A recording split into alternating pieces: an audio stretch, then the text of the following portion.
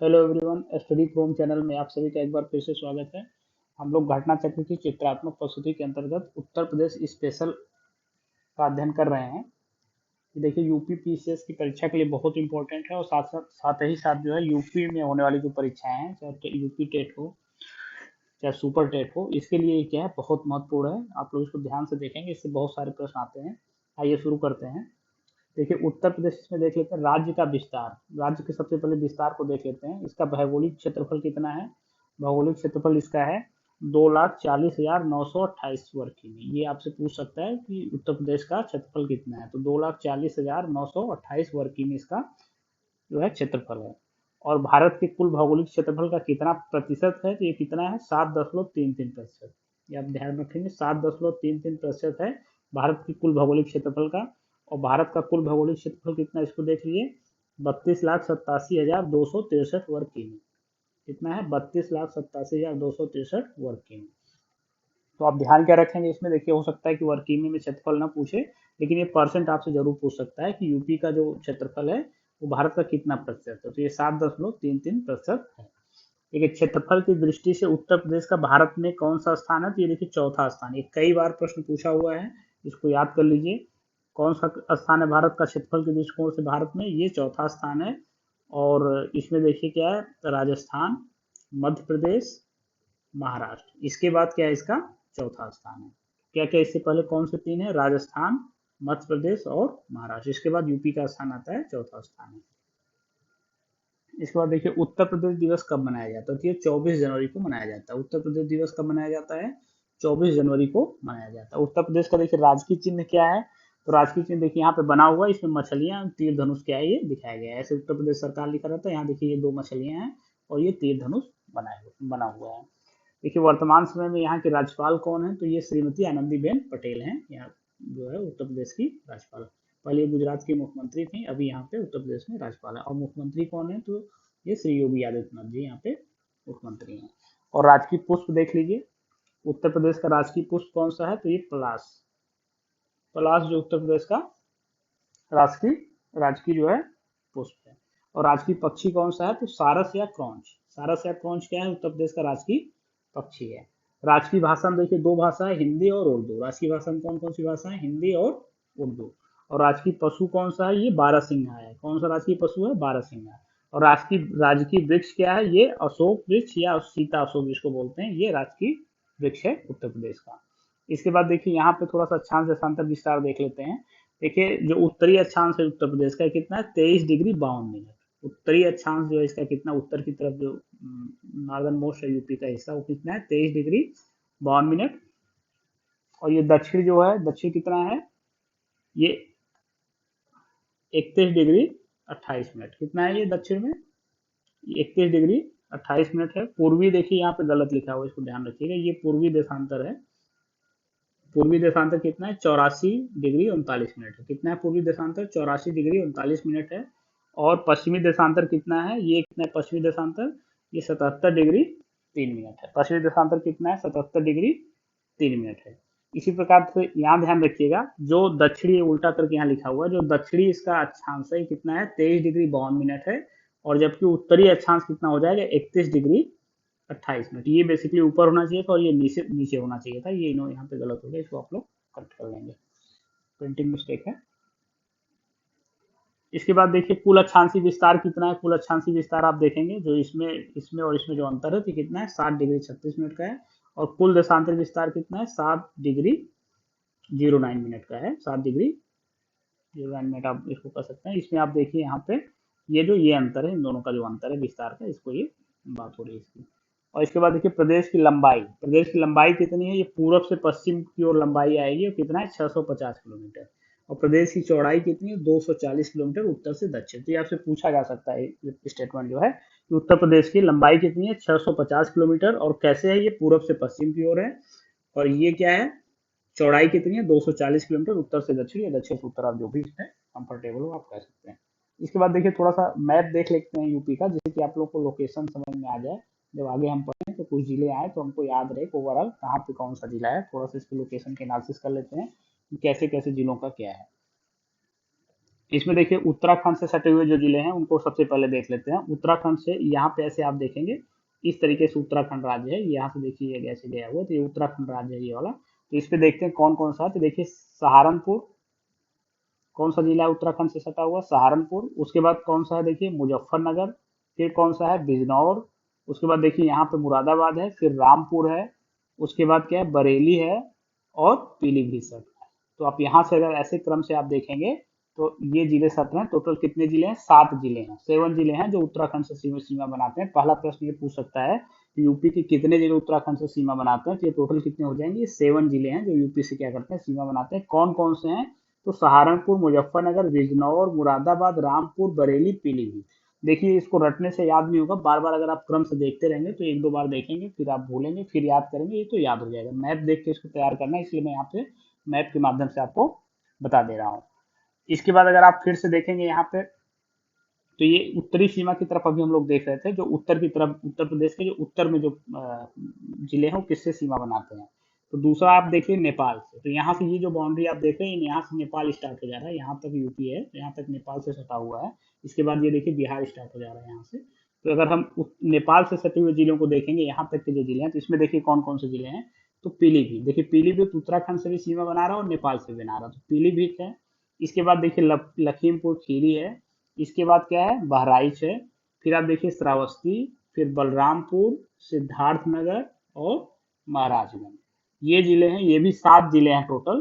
तो ये क्या कर रहे हैं, ये जिले भी क्या करते हैं, ये नेपाल से सीमा बनाते हैं। तो अगर आप एक क्रम में देखेंगे तो 7 जिले कौन कौन से हैं जो उत्तराखंड से सीमा बनाते हैं, ये वाले हैं। और इसी प्रकार अगर आप इधर देखेंगे तो ये 7 जिले हैं जो नेपाल से सीमा बनाते हैं। इसमें पीलीभीत कॉमन है जो कि उत्तराखंड से भी बना रहा है और इधर से भी बना रहा है, तो आप इसको याद रखेंगे। इसके बाद आप बिहार से देखेंगे कौन कौन से राज्य सीमा बनाते हैं। तो यहाँ से देखिए बिहार हो जा रहा है स्टार्ट, ये यहाँ से लेके यहाँ तक का बिहार है। इसके बाद ये वाली जो बाउंड्री है ये झारखंड की हो जा रही है। तो ये बिहार की सीमा इस पे देख लेते हैं। तो इस पे भी देखिए बिहार पे भी 7 जिले हैं जो सीमा बना रहे हैं।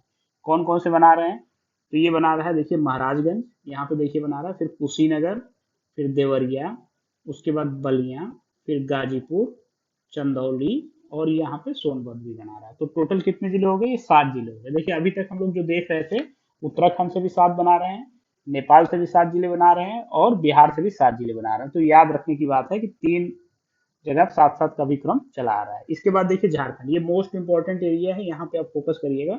अगर यहाँ से कभी भी प्रश्न आएगा तो मैक्सिमम लोग यहाँ पे क्या करते हैं, गलती करते हैं, क्योंकि सोनभद्र जो है ये कई स्टेट से क्या कर रहा है, सीमा बना रहा है। अभी इसको हम लोग देख लेते हैं। इसके बाद देखिए सोनभद्र पे, ये देखिए पूर्वी सीमा है उत्तर प्रदेश की, तो पूर्वी सीमा पे बिहार है और झारखंड है जो कि इस तरीके से फैला हुआ है। तो यहाँ पे देखिए इसके बाद जो है देखते हैं सोनभद्र। तो सोनभद्र देखिए ये झारखंड से सीमा बना, तो झारखंड राज्य एक ही जिले से सीमा बना रहा है, और किससे बना रहा है, सोनभद्र से। ठीक है, तो झारखंड राज्य जो है किस जिले से सीमा बना रहा है, ये सोनभद्र से बना रहा है। इसके बाद आप देखें कि छत्तीसगढ़, तो छत्तीसगढ़ भी किससे टच कर रहा है, सोनभद्र से टच कर रहा है। यहाँ पे देखिए ये दक्षिण की तरफ है छत्तीसगढ़, झारखंड और बिहार की तरफ थे पूरब की तरफ थे। फिर आप दक्षिण की तरफ आएंगे तो एमपी दिख रहा है आपको ये पूरा। यहाँ से देखिए ये वाला जो पूरा इलाका है, इस तरीके से आप घूमेंगे तो ये एमपी सीमा बना रहा है उत्तर प्रदेश से दक्षिण की तरफ। तो दक्षिण की तरफ कौन कौन से हैं, एक तो छत्तीसगढ़ है और दूसरा कौन सा एमपी है। तो हम लोग पहले इस वाले एरिया को देख लेते हैं सोनभद्र को लेकर, जहाँ से बहुत सारे प्रश्न बनते हैं। देखिए सोनभद्र क्या है, ये बिहार से भी सीमा बना रहा है, ये झारखंड से भी सीमा बना रहा है, ये छत्तीसगढ़ से भी बना रहा है, और किससे, एमपी से बना रहा है। तो टोटल 4 स्टेट हैं जिनसे सोनभद्र क्या बना रहा है, सीमा बना रहा है। ठीक है, तो ये आपको याद रखना है कि सोनभद्र से पूछ सकता है सोनभद्र से कौन कौन से जो है राज्य सीमा बनाते हैं। तो यहाँ पे 4 राज्यों में कंफ्यूजन हो सकता है, तो ये चारों राज्य बना रहे हैं, आपको याद रखना है बिहार, झारखंड, छत्तीसगढ़ और एमपी। याद करने के लिए आसान देखिए क्या है, छत्तीसगढ़ एमपी से बना हुआ था, और बिहार किससे बना हुआ था, झारखंड से बना हुआ था। तो एमपी का इतना बड़ा एरिया है तो आपको याद ही रहेगा, और बिहार का इतना बड़ा एरिया है तो आपको याद रहेगा। तो इसका मतलब अगर बिहार और एमपी आपको याद हो तो आप ये मान लेंगे बिहार एमपी तो है ही है, साथ साथ उनसे बने हुए जो राज्य हैं कटकर वो भी क्या है, सीमा बना रहे हैं किससे, सोनभद्र से। तो आपको एकदम इजिली ये याद रहेगा और हमेशा के लिए याद रहेगा। इसके बाद एमपी का देख लेते हैं। देखिए एमपी से टोटल कितने जिले बना रहा है, तो 11 जिले बनाते हैं, ध्यान रखने की बात है। कितने जिले बनाते हैं, 11 जिले। कौन कौन से, तो यहाँ से देखिए ये वाला हिस्सा आगरा का, ये वाला जो इधर से ऐसे आ रहा है आगरा का हिस्सा, ये देख रहे हैं, तो यहाँ पे आगरा। इसके बाद देखिए कौन सा है, इटावा। इसके बाद फिर आप देखेंगे यहाँ पे जालौन बना रहा है। इसके बाद फिर नेक्स्ट आप देखिए यहाँ पे झांसी बना रहा है। फिर आप देखिए ललित को पूरा एमपी ने 3 तरफ से ललितपुर को क्या है, घेरा हुआ है। इसके बाद आप देखेंगे महोबा, फिर आप देखिए बांदा, फिर आप ये आ जाएंगे चित्रकूट, चित्रकूट के बाद आप आएंगे प्रयागराज, इसके बाद देखिए मिर्जापुर, और फिर ये सोनभद्र हमने बताया कि बना ही रहा है। तो देखिए इसमें याद रखें कि अब जो मेन जहाँ कंफ्यूजन होता है, तो प्रयागराज को लोग लेके कंफ्यूज होते हैं, मिर्जापुर को लेके लोग कंफ्यूज होते हैं। ये वाला रीजन तो बुंदेलखंड का है, तो यहाँ पे लोगों को कंफ्यूजन नहीं होता है। चित्रकूट, बांदा, महोबा, ललितपुर, झांसी ये याद रहता है, जालौन तक भी याद रखता है। फिर कंफ्यूजन यहाँ पे होता है कि आगरा टच करता है कि नहीं करता, और इटावा टच करता है कि नहीं करता है। तो ये आप ध्यान रखेंगे इस वाले एरिया को, ये इसकी भौगोलिक सिचुएशन है। इसके बाद देखिए फिर आप देखेंगे राजस्थान आ जाता है। तो ये आप देख रहे हैं यहाँ पे राजस्थान है, ये जो दिख रहा है हिस्सा ये राजस्थान है। तो राजस्थान से दो जिले सीमा बनाते हैं, और कौन कौन से जिले हैं, ये मथुरा है और ये आगरा है। मथुरा और आगरा किससे सीमा बनाती है, ये राजस्थान से बनाते हैं। इसके बाद फिर देखिए स्टेट में कौन सा आ जाएगा, हरियाणा। हरियाणा को अगर आप देखें तो हरियाणा से टोटल 6 जिले हैं जो सीमा बना रहे हैं, और क्रम देख लेते हैं। तो ये सहारनपुर, इसके बाद शामली, बागपत, फिर देखिए आप यहाँ पे देखिए गौतम बुद्ध नगर, ठीक है, गौतम बुद्ध नगर। इसके बाद आप देखेंगे ये देखिए यहाँ पे ये अलीगढ़ बना रहा है, और ये मथुरा बना रहा है। तो आपको ध्यान रख लिए कौन सी बात है कि इसमें गाजियाबाद है जो नहीं बना रहा है, क्योंकि कंफ्यूजन आप करेंगे क्रम से गिनते आएंगे, तो यहाँ पे गाजियाबाद को भी आप गिन लेंगे। तो गाजियाबाद नहीं बना रहा क्योंकि बीच में इस तरह से दिल्ली आ जाती है, ठीक है, इस तरीके से ऐसे दिल्ली आ जाती है, तो इसलिए गाजियाबाद सीमा नहीं बना पाता है। किससे नहीं बना पाता है, हरियाणा से। तो आप कैसे ध्यान रखेंगे, फिर से एक बार देखिए, सहारनपुर, शामली, बागपत, गौतम बुद्ध नगर, यहाँ देखिए अलीगढ़ और मथुरा। कंफ्यूजन देखिए जहाँ होगा गाजियाबाद को लेके होगा, और नीचे यहाँ पे होगा अलीगढ़, और इसको लेके होगा अलीगढ़, और मथुरा को लेके होगा। तो ये आप ध्यान रखेंगे। और दिल्ली को आप देखिए, दिल्ली से दो बनाता है, यूपी का जो जिला है, दो जिले बना रहे हैं। कौन कौन से बना रहा है दिल्ली से, ये है गौतम बुद्ध नगर और ये गाजियाबाद। क्योंकि ये आपको पता भी होगा यूपी का जो डेवलप एरिया है, गौतम बुद्ध नगर, गाजियाबाद बहुत ज्यादा डेवलप है। तो इसलिए ये दिल्ली से सटे हुए, इसलिए इनका विकास बहुत तेजी से हुआ है। तो इसी तरह से आप ये दो जिले को याद ही आपको रहेंगे। क्योंकि ये जो हम लोग चर्चा किए हैं, ये थे यूपी के जिलों की सिचुएशन, जो प्रमुख जिले थे जो सीमा बनाते थे किसी न किसी स्टेट से, और किसी न किसी, या तो फिर एक किससे बना रहे थे, एक देश से बना रहे थे। तो जो इसमें इंपॉर्टेंट है, नेपाल का भी इंपॉर्टेंट है, क्योंकि वो एक देश है पूरा, उससे जो सीमा बना रहा है उत्तर प्रदेश। तो कितने जिले हैं पूछा जा सकता है, तो 7 जिले हैं, ये आप याद रखेंगे। नेपाल से हमने आपको बता दिया, इसको रिवाइज कर लेंगे तो आपको याद हो जाएगा।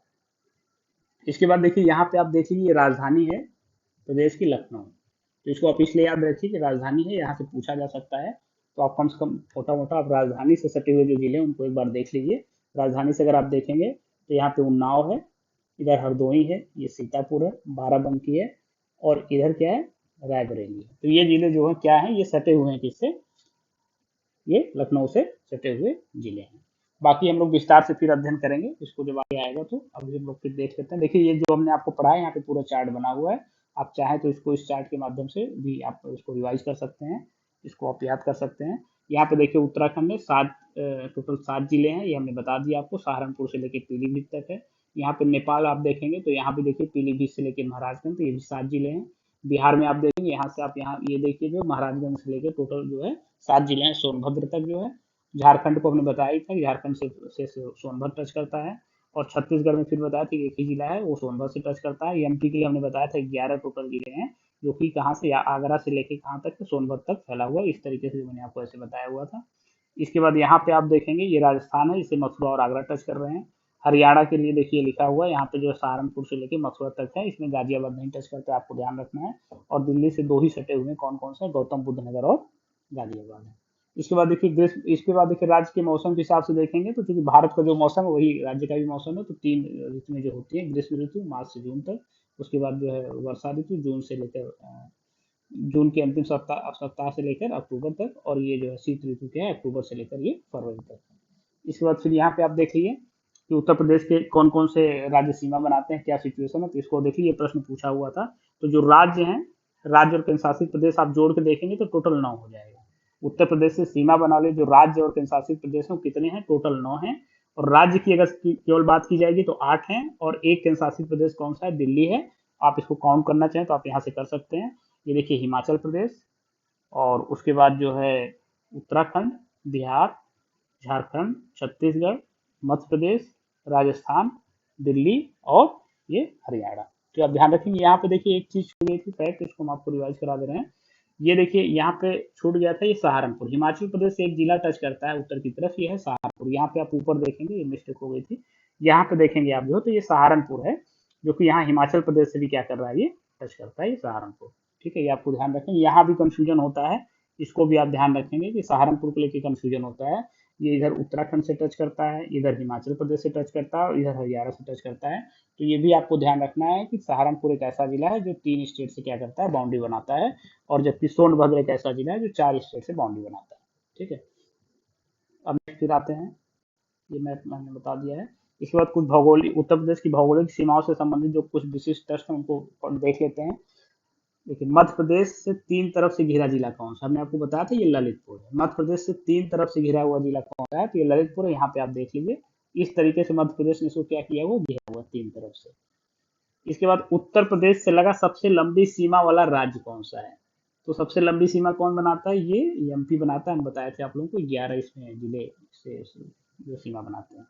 उसके बाद देखिए, उत्तर प्रदेश से लगा सबसे छोटी सीमा वाला राज्य कौन सा है, तो ये सहारनपुर से सटा हुआ हिमाचल प्रदेश है। सबसे छोटी सीमा राज्य कौन सा राज्य बनाता है, तो ये बनाता है हिमाचल प्रदेश।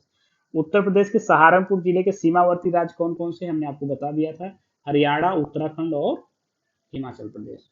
उत्तर प्रदेश के सोनभद्र जिले से सीमावर्ती राज्य बिल्कुल आपको याद होना चाहिए, ये देखिए बिहार है, झारखंड है, छत्तीसगढ़ है और मध्य प्रदेश है। उत्तर प्रदेश से सर्वाधिक 11 जिलों को स्पर्श करने वाला कौन सा राज्य है, बिल्कुल मैंने पहले ही बता दिया आपको, ये देखिए मध्य प्रदेश है। प्रदेश के सबसे कम जिलों, एकमात्र झांसी को स्पर्श करने वाला जिला जो है कौन सा, तो ललितपुर। देखिए एक ये इंपॉर्टेंट फैक्ट है कि सबसे कम जिले को कौन सा जिला टच करता है, तो ये ललितपुर टच करता है, सिर्फ झांसी को टच करता है। यहाँ पे आप देख लीजिए, ये देखिए झांसी से सिर्फ इसकी कनेक्टिविटी बनी हुई, पतले से ये गलियारे के माध्यम से बनी हुई है। तो देखिए इसमें ये जो इंपॉर्टेंट प्रश्न थे, ये आए, इसमें से कुछ प्रश्न आए हुए भी थे, ये हमने आपको पहले ऊपर बता दिया था, तो इसको आप लोग याद रखेंगे। इसके बाद उत्तर प्रदेश की जनगणना 2011 से संबंधित महत्वपूर्ण तथ्यों को देख लेते हैं, जो कि बार बार एग्जाम में पूछे जाते हैं। वही प्रश्न हम लोग पढ़ेंगे जो एग्जाम में पूछे जाते हैं। यहाँ बहुत सारी चीजें लिखी हैं, कई चीजें नहीं भी पूछी जाती हैं, जो पूछा जाता है बस हम उस पर फोकस करेंगे। देखिए सबसे पहले पूछा जा सकता है आपसे, आप कई बार ये प्रश्न आया हुआ है, लिंगानुपात। तो लिंगानुपात होता क्या है, ये भी पूछ लेता है कभी, तो प्रति 1000 पुरुष पर महिलाएं। तो प्रति 1000 पुरुष पर जो कितनी महिलाएं हैं, ये जो है लिंगानुपात है। तो प्रति 1000 पुरुष पर कितनी महिलाएं हैं, ये 912 है 2001 की जनगणना के अनुसार। तो कितनी है, 912। तो लिंगानुपात कितना हो जाएगा, ये 912। जनगणना तो देखिए ये यूपी का बात चल रही है, यूपी का ध्यान रखेंगे, उत्तर प्रदेश जनगणना की बात चल रही है, भारत की नहीं। जनगणना तो देखिए कितना है उत्तर प्रदेश का, ये 829 है। 829 मापा किसने जाता, प्रति वर्ग किमी। तो 829 व्यक्ति प्रति वर्ग किमी जो है, ये इसका क्या है, जनगणना। उत्तर प्रदेश की 10 की वृद्धि दर कितनी है, 20.2 है। आप ध्यान रखेंगे, ये पूछा हुआ प्रश्न है, 20.2। साक्षरता दर कितनी है, 67.7%। साक्षरता दर कितनी है उत्तर प्रदेश की, 67.7% है। अनुसूचित जाति एससी की जनसंख्या, तो जनसंख्या नहीं पूछता है, इसमें हम लोग नहीं जाएंगे, प्रतिशत को देख लेंगे अभी। उसके बाद जो राज्य की कुल जनसंख्या में अनुसूचित जाति का प्रतिशत, देखिए प्रतिशत अनुसूचित जाति जो एससी जनसंख्या का प्रतिशत कितना, ये पूछ सकता है, तो 20.7% है। उसके बाद देखिए यहाँ पे जो है, फिर ये वाला इंपॉर्टेंट नहीं है, तो जनसंख्या नहीं पूछता है। उसके बाद देखिए राज्य की कुल जनसंख्या में अनुसूचित जनजाति जो एसटी पॉपुलेशन है, शेड्यूल ट्राइब्स पॉपुलेशन है, इसका कितना प्रतिशत है, ये 0.6% है। तो इसमें देखिए जो इंपॉर्टेंट है, ये 0.6% क्या है, एसटी है उत्तर प्रदेश में, और 20.7% क्या है, ये एससी है। इसके बाद यहाँ पे देखिए ग्रामीण जनसंख्या दिया और नहीं पूछेगा। राज्य की कुल जनसंख्या में ग्रामीण जनसंख्या का प्रतिशत, ये पूछा जा सकता है, तो 77.7%, मतलब 77.7% जो है, ये 777 आप ऐसे भी याद रख सकते हैं, बीच में आप दशमलव लगा लीजिएगा। तो इस तरह से कितनी कुल पॉपुलेशन में कितनी प्रतिशत जनसंख्या जो है ग्रामीण है, तो 77.7%। और जस्ट इसका आप रिमेनिंग हाफ कर देंगे तो कितना हो जाएगा, ये 22.3% क्या है, नगरीय पॉपुलेशन है उत्तर प्रदेश की। मतलब कितने प्रतिशत जनसंख्या नगरों में वास करती है, तो ये 22.3% रहती है। कार सहभागिता दर, ये पूछा जा सकता है, 32.94% है। कार सहभागिता दर कितनी है, 32.94%। 0 से 6 आयु समूह की जनसंख्या नहीं पूछेगा। शिशु लिंगानुपात देखिए मोस्ट इंपॉर्टेंट, ये पूछा जा सकता है, ये 902 है। तो प्रति 1000 बालकों पर कितनी बालिकाएं हैं, ये 902 है। ध्यान ये रखना है कि आपका जो लिंगानुपात, सामान्य लिंगानुपात है, वो 912 है, जबकि शिशु लिंगानुपात 902 है। इसका मतलब ये कि अभी सिचुएशन बहुत सही नहीं चल रही है। शिशु लिंगानुपात क्या है, ये सामान्य लिंगानुपात से भी क्या है, कम। और कितना कम है, तो ये 10 कम है, क्योंकि ये 912 है, तो ये 902, ये अंतर भी पूछ सकता है। इसके बाद देखिए उत्तर प्रदेश के धर्म के अनुसार जनसंख्या का प्रतिशत देख लेते हैं। जनसंख्या प्रतिशत, तो हम लोग बस प्रतिशत देख लेंगे क्योंकि यही पूछता है।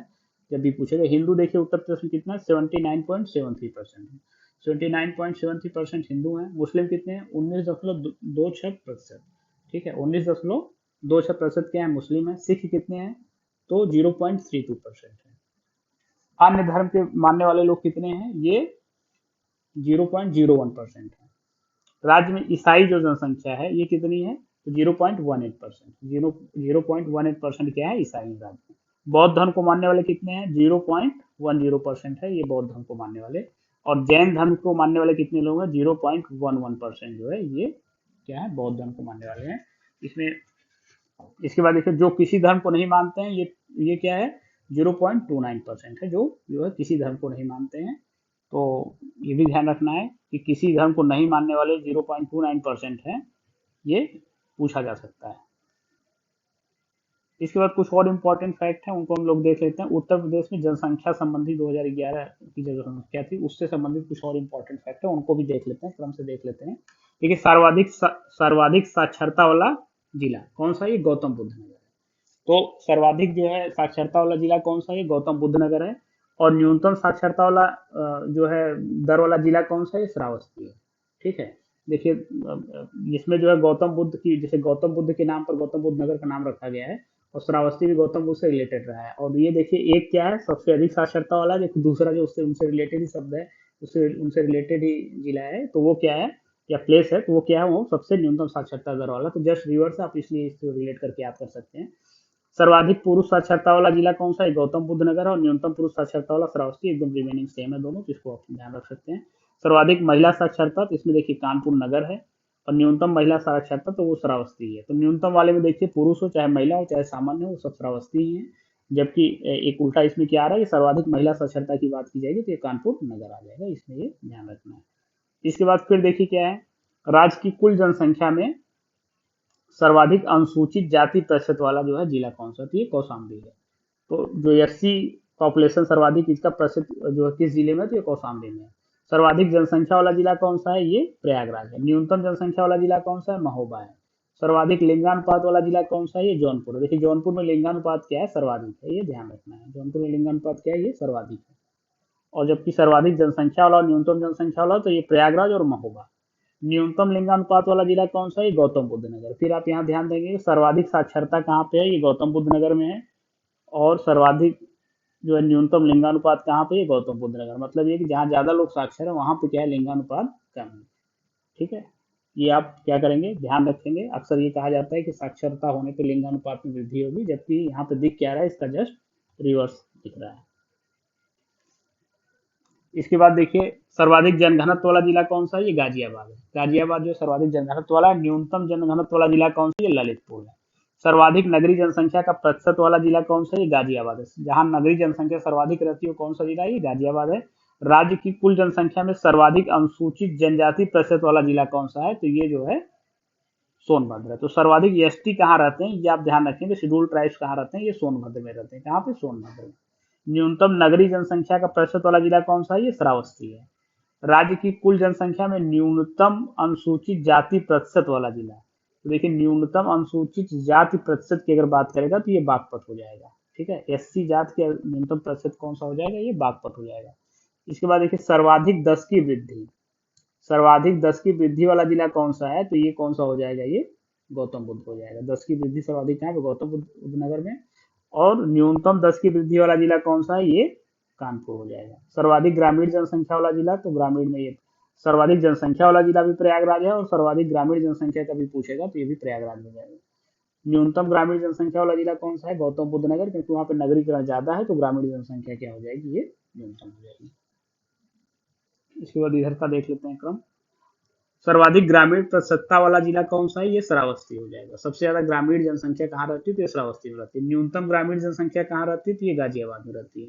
सर्वाधिक नगरीय जनसंख्या कहाँ पे है, ये गाजियाबाद में। न्यूनतम नगरीय जनसंख्या ये श्रावस्ती में। देखिए ये सब रिलेटेड इफेक्ट है, आप लोग इसको आराम से देखेंगे तो ये रिलेट होकर याद हो जाएगा।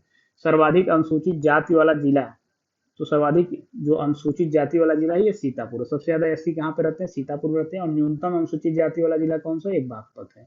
ये दोनों एकदम रिलेटेड हैं, सर्वाधिक एससी और न्यूनतम एससी। राज्य की कुल जनसंख्या में न्यूनतम अनुसूचित जनजाति प्रतिशत वाला, तो न्यूनतम अनुसूचित जाति का देखिएगा जो जनसंख्या वाला था वो तो बागपत था, और अनुसूचित जनजाति का प्रतिशत वाला जिला भी कौन सा है न्यूनतम में, ये बागपत ही है।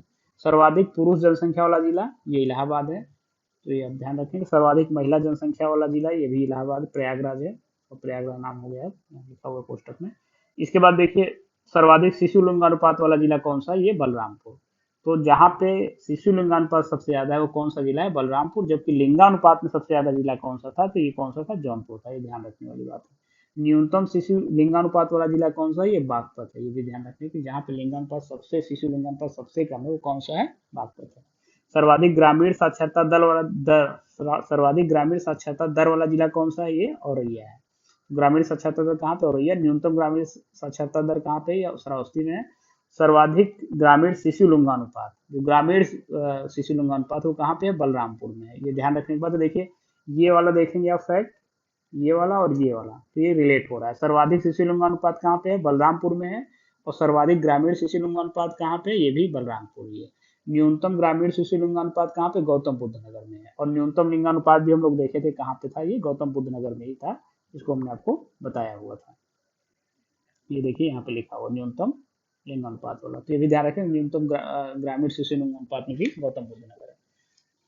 सर्वाधिक अनुसूचित जनजाति वाला जिला कौन सा है, सोनभद्र है। न्यूनतम अनुसूचित जनजाति वाला जिला कौन सा है, बागपत है। सर्वाधिक साक्षरों की संख्या प्रयागराज में, न्यूनतम साक्षरों की संख्या श्रावस्ती में। सर्वाधिक जनगणना नगर वाला जिला कौन सा है, सर्वाधिक जनगणना नगर वाला जिला कौन सा है, ये वाराणसी है, 38 है। सर्वाधिक श्रम्स की संख्या वाला नगर कौन सा है, ये मेरठ है। सर्वाधिक और न्यूनतम वैधानिक नगरों की संख्या वाला जिले कौन से हैं, सर्वाधिक और न्यूनतम पूछ रहा है, तो देखिए सर्वाधिक बदायूं में और न्यूनतम कहाँ पे है, ये श्रावस्ती में। देखिए ये जो सारे फैक्ट की टेबल में जो सारे फैक्ट हमने पढ़े इसमें बहुत सारे आपको नहीं याद रहेंगे, लेकिन एक बार आप इसको एक दो बार रिवीजन करेंगे तो जो मेन फैक्ट है वो आपको याद रहेगा। जैसे साक्षरता दर पूछा जा रहा है, या लिंगानुपात पूछा जा रहा है, या जो है सर्वाधिक एससी पॉपुलेशन कहाँ पे है, सर्वाधिक एसटी पॉपुलेशन कहाँ पे है, न्यूनतम एससी पॉपुलेशन, न्यूनतम एसटी पॉपुलेशन, इस तरीके से जो प्रश्न है वो आपको याद हो जाएंगे, जो कि एग्जाम में पूछा जा सकता है। इसके पास देखिए इसमें कुछ सामान्य फैक्ट लिखा हुआ है। उत्तर प्रदेश देखिए जन्म के समय जीवन प्रत्याशा 2014 से 18 के बीच का जो गणना था उसमें ये बता रहा है। तो कुल व्यक्ति में अगर देखेंगे ओवरऑल आप देखेंगे तो कितनी जीवन प्रत्याशा जन्म के समय 65.3 है। कितनी है, 65.3। शहरी क्षेत्र में रहने वालों की कितनी जीवन प्रत्याशा है, 68.7 होती है। जबकि ग्रामीण क्षेत्रों में रहने वालों की जीवन प्रत्याशा कितनी है, 64.3 वर्ष है ये। ठीक है, तो ये ध्यान रखना है कि जीवन प्रत्याशा जो है जन्म के समय मापी जाती है। तो सामान्य रूप से अगर कुल व्यक्ति का देखा जाए तो कितना कितना वर्ष है, ये 65.3 है। ग्रामीण के लिए कितना है, 64.3 है। और शहरी के लिए 68.7 है। पुरुषों के लिए देख लिए कितना है, 64.8 वर्ष है। और महिलाओं के लिए कितना है, 65.8। तो महिलाओं की जीवन प्रत्याशा क्या है, ये ज्यादा है। वाला इतने फैक्ट इसमें पूछेगा, ज्यादा जानने की कोई जरूरत नहीं, क्योंकि याद भी ले लेता और भूल जाता है। फिर अगला देखिए उत्तर प्रदेश भाषानुसार जनसंख्या प्रतिशत। तो भाषानुसार जनसंख्या का प्रतिशत देख लीजिए। सबसे ज्यादा जो बोली जाती है वो हिंदी बोली जाती है, 94.08%। तो 94.08% क्या बोली जाती है, हिंदी बोली जाती है। इसके बाद उर्दू का स्थान आता है, 5.42% है। और इसके बाद पंजाबी का स्थान आता है 0.25%। और इसके बाद जो है बंगाली का स्थान आता है, ये कितना बोली जाती है, 0.12% बंगाली बोली जाती है यूपी में। ठीक है, इसके बाद कुछ यहाँ पे इंपॉर्टेंट बातें लिखी है, इसको देख लेते हैं।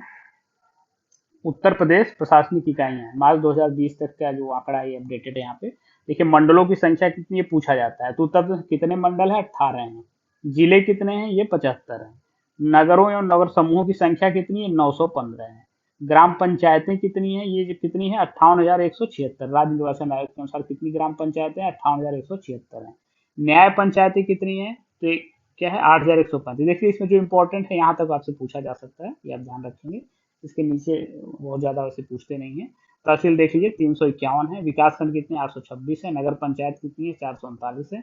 ये इंपॉर्टेंट है, ये पूछा जाता है। नगर पालिका परिषद, नगर पालिका परिषद जो है कितने, राज्य निर्वाचन आयोग के हिसाब से कितना, 198 है। और नगर एक निगम मोस्ट इंपॉर्टेंट, ये पूछा जा सकता है आपसे, ये कितने, 17 है। देखिए नगर पालिका परिषद कितना, 198 है। और जबकि नगर निगम कितनी है, तो ये कितने हैं, 17 नगर निगम आपसे पूछे जा सकते हैं। आर्थिक संभाग कितने, ये कितने, 4 हैं। टोटल उत्तर प्रदेश में कितने आर्थिक संभाग हैं, ये 4 हैं। इसके बाद यहाँ देखिए उत्तर प्रदेश सहकारिता से संबंधित प्रश्न है, इसको देख लीजिए। तो इसमें जो है जिला केंद्रीय सहकारी बैंक कितने हैं टोटल, ये जिला केंद्रीय सहकारी बैंक 50 हैं। और प्राथमिक कृषि ऋण सहकारी समितियां कितनी है, ये 7,479 हैं। और उत्तर प्रदेश कृषि ग्राम विकास बैंक की कितनी शाखाएं हैं, इसकी जो है 323 है। तो ये देखिए इंपॉर्टेंट है, जिला केंद्रीय सहकारी बैंक पूछा जा सकता है, इसको ध्यान रखेंगे। इसके बाद चिकित्सा एवं स्वास्थ्य से संबंधित जो फैक्ट है इसको आप देख लीजिए। तो इसमें क्या होम्योपैथिक चिकित्सालयों और औषधालयों की संख्या कितनी है टोटल, ये 1,576 है। जबकि एलोपैथिक के लिए कितनी है, ये जो है 5,113 है। ठीक है। आयुर्वेदिक एवं यूनानी चिकित्सालय की संख्या कितनी, ये पूछेगा नहीं फैक्ट, ये बहुत इंपॉर्टेंट नहीं है। इसमें देखिए जो इंपॉर्टेंट है वो बस यही था, जिला केंद्रीय सहकारी बैंक पूछ सकता है आपसे। यहाँ पे आपसे पूछ सकता है मंडलों की संख्या कितनी है, 18, जिलों की संख्या 75, ये पूछा जा सकता है। इसमें फिर आपको नगर पालिका परिषद पूछा जा सकता है, कितनी है, 198, नगर पालिका परिषद 198। और नगर निगम, ये मोस्ट इंपॉर्टेंट है, कितनी है टोटल, 17 है। ठीक है। ये उत्तर प्रदेश में देखिए विद्युत से संबंधित है, क्योंकि इसमें विद्युत का बहुत बड़ा संकट चला है, तो आप थोड़ा सा इसमें ध्यान दे लीजिए कि विद्युत में क्या है। तो प्रति व्यक्ति विद्युत उत्पादन कितना है, 115 किलोवाट घंटा है। कितना उत्पादन है? प्रति व्यक्ति विद्युत उत्पादन 115 किलोवाट घंटा है।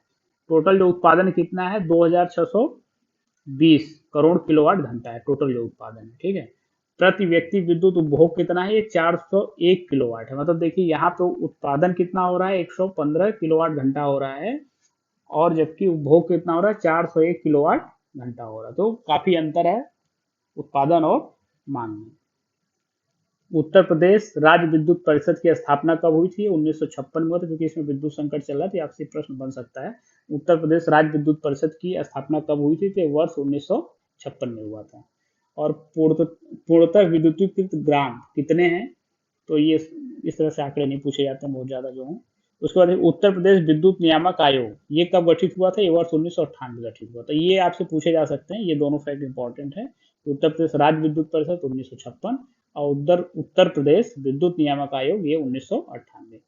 राज्य में राष्ट्रीय ताप विद्युत निगम केंद्र कितने हैं, ये 8 हैं। ठीक है। तो एनटीपीसी के टोटल कितने केंद्र हैं, ये 8 हैं।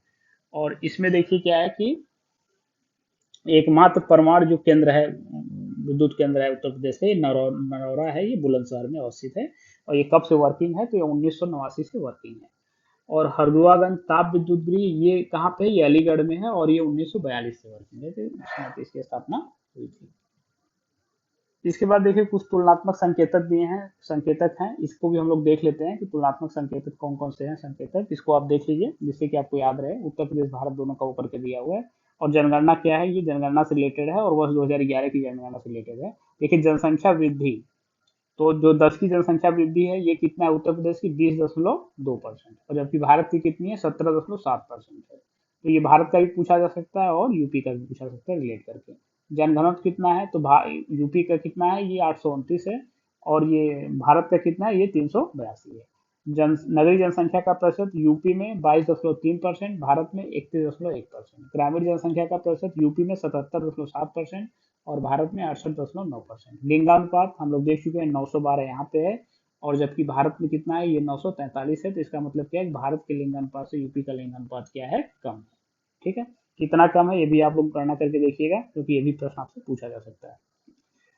साक्षरता दर उत्तर प्रदेश और भारत, इसमें देख लेते हैं। कुल साक्षरता दर कितना है, ये उत्तर प्रदेश का 67.7% है, जबकि भारत का कितना है, ये 73% है। तो जाहिर सी बात है यूपी का क्या है, कम है। यूपी का साक्षरता दर भारत के साक्षरता दर से क्या है, कम है। इसी प्रकार पुरुषों में आप देखेंगे तो पुरुषों में भारत का 80.9% है, जबकि यूपी का कितना 77.3%। और स्त्रियों का भारत में 64.6% है, और जबकि यूपी में कितना है, 57.2% है। इसी प्रकार कुल कुल अनुसूचित जाति, देखिए ये आंकड़े जो मेन अभी हम पढ़ रहे हैं, अगर ये आपको याद रहेगा तो इतने से भी आपका जनसंख्या से रिलेटेड जो प्रश्न है, अगर वो बहुत सतही स्तर पर बनाया जा रहा है तो आपको याद होगा और आप सही कर ले जाएंगे। इसके बाद देखिए क्या है, इसमें कुल जनसंख्या में अनुसूचित जाति की जनसंख्या कितनी है, तो 20.7% है यूपी में, और 16.6% है कहाँ पे, भारत में। कुल जनसंख्या में अनुसूचित जनजाति जनसंख्या कितनी है, तो अनुसूचित जनजाति हम लोग देखे थे ऊपर, ये 0.6% है यूपी में, और 8.6% कहाँ पे है, ये भारत में है। जन्म दर से रिलेटेड चीजें देख लेते हैं। कुल जन्म दर जो देख लेते हैं, कुल जन्म दर कितना है, ये यूपी में 25.6 है, और भारत में कितना है, 20 है प्रति हजार पे। ठीक है। बाकी मृत्यु दर देखिए क्या है, ये कितने, यूपी में 6.6 है और भारत में 6.2, तो मतलब भारत से ज्यादा मृत्यु दर है उत्तर प्रदेश में 6.6 है, जबकि भारत में ओवरऑल कितना है, 6.2 है। ये आप ध्यान रखेंगे। और जन्म दर भी क्या है, ये भारत से ज्यादा है, ये 25.6 है, जबकि भारत में प्रति आदमी कितना जन्म दर है, ये 20 है। इसके बाद शिशु मृत्यु दर को देख लेते हैं, ये भी आंकड़ा इंपॉर्टेंट है। शिशु मृत्यु दर में आप देख लीजिए कि यूपी का जो शिशु मृत्यु दर कितना है, 43 है, और जबकि भारत का जो है शिशु मृत्यु दर कितना है, ये 32 है, प्रति हजार पे मापा जाता है। ये महत्वपूर्ण आंकड़े थे। इसके बाद यहाँ पे देख लेते हैं, देखिए उत्तर प्रदेश के मंडल एवं संबंधित जिले से संबंधित दिया है। तो टोटल देखिए 18 मंडल हैं, और उस मंडल में कितने टोटल जिले हैं, ये 75 जिले हैं। जो 18वां मंडल नवीन बनाया गया था, वो नवीनतम मंडल कौन, मंडल जो है अलीगढ़, तथा नवीनतम जिले कौन कौन से उसमें शामिल है, हापुड़, शामली और संभल। तो ठीक है, ये जो 18वां मंडल बनाया गया था, ये कौन सा बनाया था, अलीगढ़ बनाया गया था। और नवीनतम जिले जो कौन कौन से हैं, ये हापुड़ है, शामली है और संभल है। तो ये जिले नए बने हैं, और इसमें अलीगढ़ क्या था, ये इसको जो है 18वां मंडल घोषित किया गया। अब थोड़ा सा ये देख लीजिए, क्योंकि कभी ऐसा पूछ लेता है कि मंडल में कौन कौन से जिले हैं, तो ये भी प्रश्न पूछा जाता है। देखिए लखनऊ मंडल, इसमें टोटल कितने जिले हैं, 6 जिले हैं। लखनऊ मंडल में टोटल कितने जिले हैं, ये 6 जिले हैं। तो कौन कौन से हैं, ये हरदोई है, लखनऊ है, सीतापुर है, लखीमपुर खीरी है, रायबरेली है, उन्नाव है। आजमगढ़ मंडल देखिए 3 है, आजमगढ़, मऊ और बलिया। आजमगढ़, मऊ, बलिया, ये 3 जिले हैं। कानपुर मंडल, यहाँ भी 6 जिले हैं। कौन कौन से हैं, औरैया, फर्रुखाबाद, कानपुर नगर, इटावा, कानपुर देहात और कन्नौज। तो ये 6 कानपुर मंडल में टोटल कितने जिले हैं, ये 6 जिले हैं। इसके बाद आगरा मंडल में आप पाएंगे तो यहाँ 4 जिले हैं, आगरा, मैनपुरी, फिरोजाबाद, मथुरा। मुरादाबाद मंडल में जाएंगे तो यहाँ 5 जिले हैं, मुरादाबाद, रामपुर, अमरोहा, बिजनौर और संभल। ठीक है, तो इसमें कौन कौन से 5 जिले हैं, मुरादाबाद, रामपुर, अमरोहा, बिजनौर और संभल। ठीक है, इसके बाद मिर्जापुर मंडल को आप देखेंगे 3 जिले, मिर्जापुर, सोनभद्र, भदोही। वाराणसी मंडल में देखेंगे टोटल 4 जिले हैं, चंदौली, जौनपुर, गाजीपुर, वाराणसी। चित्रकूट मंडल में जाएंगे, इसका मुख्यालय बादा है, इसमें देखेंगे 4 जिले हैं, तो बादा, हमीरपुर, चित्रकूट और महोबा। ध्यान का रखना है, नाम है चित्रकूट मंडल और मुख्यालय कहाँ है, बादा में है, चित्रकूट में नहीं है, ध्यान रखना है, ये आप ट्रिकी प्रश्न हो सकता है। इसके बाद देखिए ये प्रयागराज है, तो प्रयागराज में आप देखिए, प्रयागराज में 4 जिले हैं, प्रयागराज, कौशाम्बी, फतेहपुर, प्रतापगढ़। ठीक है, अलीगढ़ देखिए, ये नवीनतम मंडल जो बना हुआ था अलीगढ़, इसमें 4 जिले हैं, तो कौन कौन से हैं, अलीगढ़, हाथरस, एटा और कासगंज। कौन कौन से हैं, अलीगढ़, हाथरस, एटा और कासगंज। झांसी मंडल में देखिए कौन कौन से हैं, ये 3 जिले हैं, जालौन, ललितपुर, झांसी। सहारनपुर मंडल टोटल 3 जिले, मुजफ्फरनगर, शामली, सहारनपुर। बरेली मंडल, इसमें 4 जिले हैं, बदायूं, पीलीभीत, बरेली और शाहजहांपुर। गोरखपुर मंडल में 4 जिले हैं, देवरिया, कुशीनगर, गोरखपुर, महाराजगंज। बस्ती मंडल में 3 जिले, बस्ती, सिद्धार्थनगर, संत कबीर नगर। मेरठ मंडल में 6 जिले हैं, कौन कौन से, बागपत, गौतम बुद्ध नगर, मेरठ, बुलंदशहर, गाजियाबाद, हापुड़। देवी पाटन में, देवी पाटन मंडल कौन, इसमें कितने जिले हैं, 4 जिले हैं देवी पाटन में। मुख्यालय देखिए देवी पाटन मंडल का कहाँ पे है, ये गोंडा में है, बहराइच, गोंडा, बलरामपुर, श्रावस्ती। अयोध्या मंडल मुख्यालय अयोध्या में है, अम्बेडकर नगर, अयोध्या, अमेठी, बाराबंकी, सुल्तानपुर। देखिए ओवरऑल एक बार हमने 18 मंडल और जिलों का नाम ले लिया है, इससे क्या होगा कि एक बार कहीं न कहीं कुछ न कुछ आंकड़े आपके दिमाग में बने रहेंगे, आप गेस करके भी क्या कर सकते हैं, सही कर सकते हैं। इसके आगे उत्तर प्रदेश के भौतिक विभाग से संबंधित जो है प्रश्न है, इसको हम लोग नेक्स्ट वीडियो में देखेंगे। देखिए अगर अभी तक आप लोग जो है इस चैनल को सब्सक्राइब नहीं किए तो सब्सक्राइब कर लीजिए, क्योंकि आने वाले समय में पूरा यूपी स्पेशलिस्ट पे कवर कराया जाएगा। इसके साथ साथ यूपी पीसीएस के लिए जो महत्वपूर्ण अध्ययन सामग्री उपलब्ध कराई जाएगी, और साथ ही साथ करंट अफेयर्स उपलब्ध कराया जाएगा 2022 के लिए, जो कि आपको यूपी पीसीएस के लिए भी के लिए लाभदायक तो है ही है, इसके साथ ही साथ यूपी में होने वाली तमाम परीक्षाओं के लिए और प्लस इंडिया स्तर पर भी होने वाली जो परीक्षाएं उनके लिए भी क्या है, ये लाभदायक होगी। इसे इस चैनल को ज़्यादा से ज़्यादा लोगों तक शेयर करें, सब्सक्राइब करें, जिससे कि और भी अध्ययन सामग्री आप लोगों को समय पर उपलब्ध हो सके। धन्यवाद।